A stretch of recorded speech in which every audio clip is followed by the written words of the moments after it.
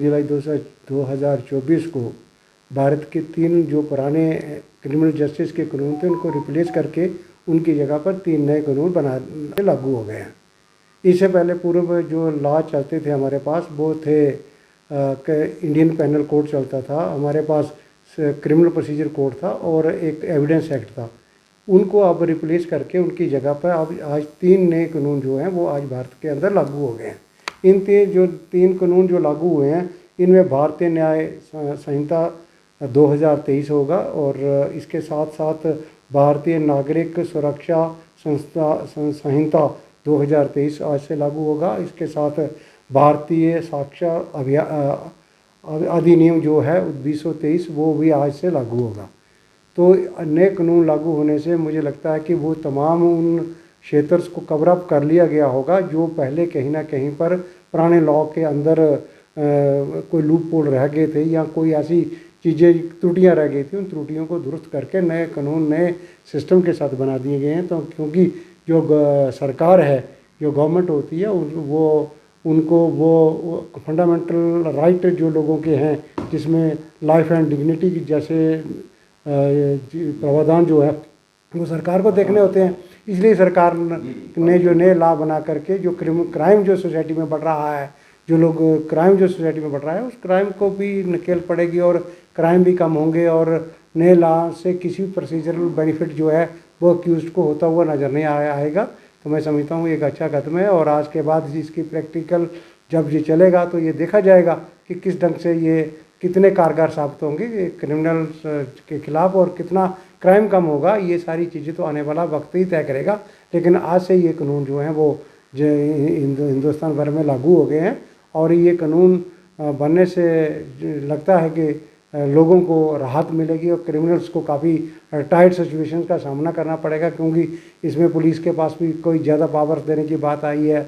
इसमें FIR जो है उसका पीरियड भी काफ़ी बड़ा कर दिया गया है और इसके साथ साथ रिमांड के पीरियड्स भी हैं। और ये तमाम चीज़ें जो क्रिमिनल प्रोसीजर के साथ जुड़ी हुई थी वो सारी चीज़ें जो हैं वो नए रूप से नए ढंग से आज के बाद लागू होंगी। वो आने वाला समय ये लोगों को ज़रूर बताएगा कि ये कितना कारगर साबित होते हैं और इसे लगता है कि ये एक अच्छा कदम है और लोग जो हैं आज के बाद इसको इसी लॉ के साथ ही उनको ट्रीटमेंट मिलेगा और आज के बाद ही जो भी क्राइम आज के बाद होगा, जो भी आज के बाद पुलिस स्टेशंस में रिपोर्ट्स होंगी, जो भी कार्रवाई होगी वो नए कानूनों के अंतर्गत ही होगी। जो अभी 1 जुलाई से हमारे जो 3 आपराधिक कानून, जिसको पहले हम Indian penal code, criminal procedure code और इंडियन एविडेंस एक्ट के नाम से जानते थे, तो आपको पता है कि ये तीनों कानून जो है ब्रिटिशर्स के टाइम से लागू किए गए थे हमारे इंडिया में। और जब हमें आज़ादी मिली 1947 में और उसके बाद हमारा जब कॉन्स्टिट्यूशन ऑफ इंडिया जो था वो लागू हुआ, तो जो भी लॉज थे या जो भी प्रोविज़न थे उस वक्त की गवर्नमेंट और हमारी कॉन्स्टिट्यूएंट असेंबली के मुताबिक जो कॉन्स्टिट्यूशन के अगेंस्ट प्रोविज़न थे वो तो उन्होंने उसी वक्त हटा दिए थे, उसमें अमेंडमेंट कर दी थी। लेकिन कुछ ऐसी बातें थी जो उस वक्त तो एक रेलेवेंट थी, कुछ हद तक रेलेवेंट थी, क्योंकि ट्रांसफ़र ऑफ पावर हुआ था। तो इतनी जल्दी अगर कोई कहता कि 47 में, अभी हमारा संविधान 1950 में बना, तो अगर कानूनों की अमेंडमेंट या उनको नए सिरे से लागू करना, गवर्नमेंट ने ज़रूर अमेंडमेंट करके उसको लागू किया और टाइम टू टाइम उसमें अमेंडमेंट की गई। जैसे क्रिमिनल प्रोसीजर कोड थी उसको भी 1974 में बदला गया, तो एविडेंस एक्ट में भी काफ़ी चेंजेस आती की। तो चेंजेस पहले भी हुई हैं, ऐसा नहीं है कि ये कोई पहली चेंजेस है। लेकिन हम ये समझते हैं कि ये जो कानून में एक ड्रास्टिक चेंजेस जो गवर्नमेंट ने की हैं, जिसकी मांग भी थी, क्योंकि आज 2024 है, हमारा संविधान 1950 में लागू हुआ था और हमारे जो कानून थे वो ब्रिटिश एरा के चल रहे थे और उन कानूनों के अंदर ब्रिटिश एरा की जो झलक दिखती थी, तो कहीं ना कहीं वो ब्रिटिश मानसिकता पुराने कानूनों के अंदर झलकती थी। तो मैं समझता हूँ कि गवर्नमेंट ऑफ इंडिया ने उसको चेंज करके और with direction of the supreme court time to time जो अलग अलग केसेस में आती गई और हमारी कुछ हाई कोर्ट ने भी अपने ओपिनियन एक्सप्रेस किए थे, तो उन सारी चीज़ों को समावेश करके जो एक नए कानूनों की शक्ल दी गई है, जिनको भारतीय न्याय संहिता 2023 कहा गया है भारतीय नागरिक सुरक्षा संहिता 2023 और भारतीय साक्ष्य अधिनियम 2023।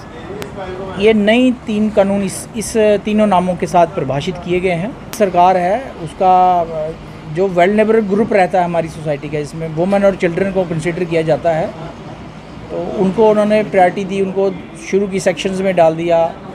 तो लगभग 70% जो ड्राफ्ट था वो ही पुराना ही है, वो उसमें कोई चेंजेस नहीं की जा सकती, क्योंकि वो रेलेवेंट था।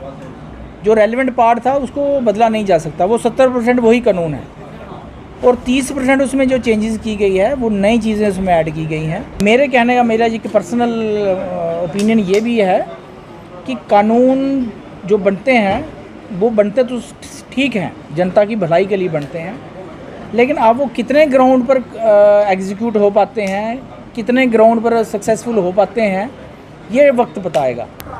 मैं आपको बताना चाहूँगा कि ये जो हमारे 3 लॉस अभी चल रहे थे, 2 साल करीबन लॉस हमारे सिस्टम में चल रहे थे। जैसे कि आप देख रहे हो कि सिस्टम अपग्रेड हो रहा है, इतनी चेंजेस आई हुई हैं, आजकल डिजिटलाइजेशन ऑफेंसेस हो रहे हैं और इस वक्त की डिमांड थी, ये काफ़ी देर से हमें चाहिए था कि ये जो सिस्टम है अमेंडमेंट्स हो, अपग्रेडेशंस हो। और इन अपग्रेडेशंस के साथ ही गवर्नमेंट ने 3 नए लॉ लाए हुए हैं। एक है भारतीय न्याय संहिता 2023, भारतीय नागरिक सुरक्षा संहिता, भारतीय सक्षम अधिनियम। ये 3 लॉज जो है रिप्लेस करेंगे इंडियन पिनल कोड को, code of criminal procedure code को और साथ ही इंडियन एविडेंस एक्ट को। इस पे वेरियस ट्रेनिंग प्रोग्राम्स चल रहे हैं। हमारे यहाँ पे भी 3 दिन का ट्रेनिंग प्रोग्राम हुआ जिसमें हम लोगों ने पार्टिसिपेट किया और हमें बताया गया कि क्या चेंजेस हैं, कैसे डिजिटलाइजेशन जो है वो नए 3 लॉज में आई हुई है। को बता नहीं सकता कि इसका फ़ायदा होगा या नुकसान होगा, ये तो प्रैक्टिकलिटी में आगे आगे हम बताएंगे कि इसका क्या फ़ायदा है, क्या क्या नुकसान है। लेकिन अभी जो है अभी सिर्फ हम बताएंगे कि क्या क्या अमेंडमेंट्स हुई हैं, क्या चेंजेस हुई हैं। जैसे आईपीसी में टोटल सेक्शन थी 576, अब उसको कम करके 356 सेक्शंस की हुई हैं। ऐसे ही code of criminal procedure code है, उसमें भी चेंजेस की हुई हैं, सेक्शंस कुछ डाली गई हैं, नई सेक्शंस, कुछ पुरानी सेक्शंस को हटाया गया हुआ। सिमिलरली इसी तरीके से जो एविडेंस एक्ट है उसमें भी नए जो आज के डिजिटलाइजेशन तरीके से जो ऑफेंसेस चल रहे हैं उनको ऐड ऑन किया गया है, उसी तरह से डिलीट किया हुआ है। अभी प्रैक्टिकली बात है, आज ये देश भर में लागू हुए हैं। एक एफआईआर भी रजिस्टर्ड हुई है दिल्ली में अंडर सेक्शन 295 जो है नए कानूनों के तहत एफआईआर रजिस्टर्ड हुई है। अभी इनिशियल स्टेज है, अभी स्टार्टिंग है, चलेगा आस्ता आस्ता प्रोग्राम चलेगा, जब तभी पता चलेगा इसके क्या फ़ायदे हैं क्या